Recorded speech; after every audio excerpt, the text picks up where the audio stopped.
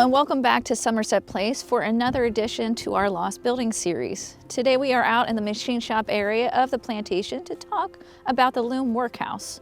We see this building on both the 1819 and the 1839 inventory lists, although by 1839 this building was referred to as the Manufactory. This name evokes more of an accurate understanding of what this building was used for. As a manufactory, enslaved people were working here producing clothing for in-house purposes. The two inventories were compiled when there was an official handover of the plantation from one generation of the Collins family to the next.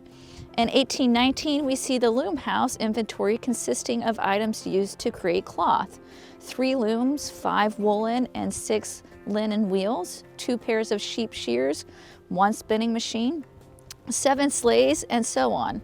Sleighs are a tool used during the weaving process to force the weft into place. Now, the weft is the part of the weave that goes crossways over and under the warp threads, thus creating a tight weave. All these items would have been used by enslaved women tasked to create fabric and clothing for the 117 enslaved people at Somerset Place. The 1839 inventory list is quite a bit more substantial than 1819. With this list, we also see the manufactory building being used not only to produce cloth and clothing, but like most of the buildings in this area, it was also used for storage. The building might have also been expanding during the 20 years between these two inventories. In 1839, we see 4 looms, 15 spinning wheels, 26 pounds of flax, 80 half blankets, 560 pounds cotton warp, 74 pounds woolen yarn, 72 pounds spun thread, 1 bale of cotton, 860 pounds of wool, and 767 pounds of tobacco, and many other items as well. Most of these items, of course, make sense to see stored in the manufactory, except for the tobacco. We don't know where this came from. Perhaps it was imported.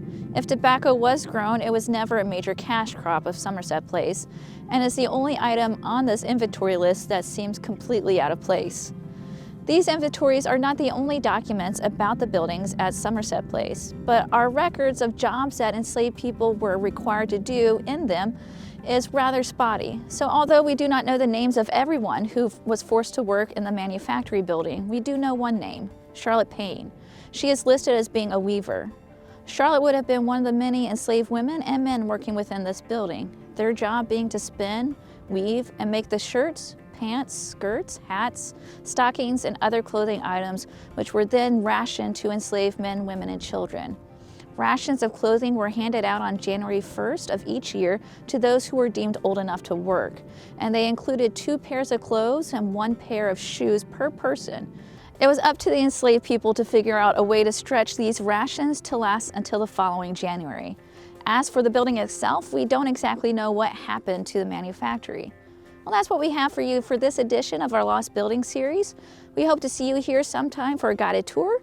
Somerset Place is open year-round from Tuesday to Saturday. And don't forget to subscribe to our channel and ring the bell to be notified for our new uploads. And until next time, thank you for watching.